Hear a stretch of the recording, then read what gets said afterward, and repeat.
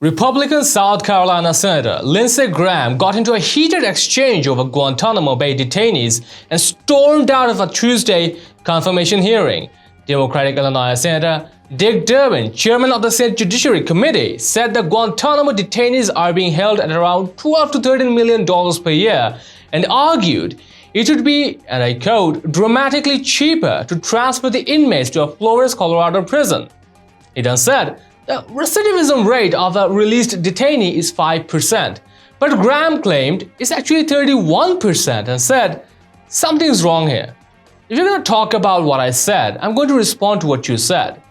If you close Gitmo and move them to Colorado, do you support indefinite detention under war for these detainees?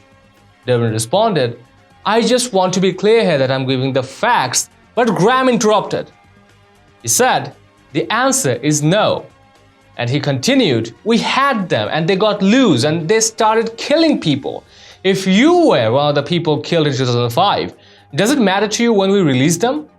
Graham continued to interject, saying that and I quote again, the system has failed miserably and releasing detainees would endanger the US. Graham then got up from his seat and walked away from the hearing. A recurring topic at the hearing regarded Supreme Court nominee Ketanji Brown Jackson's representation of 4 Guantanamo Bay detainees during her time serving as a public defender. She defended her past record, arguing that a criminal defense lawyer doesn't choose their clients and defends their clients in order to serve the Constitution and the court.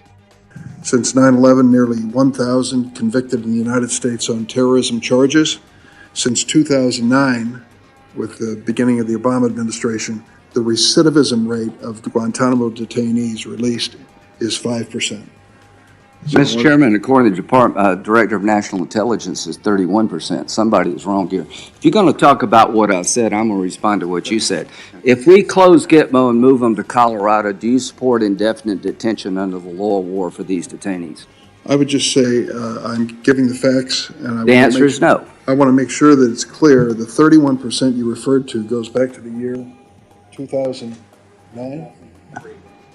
What does it matter when it goes back to? We had them and they got loose and they started killing people.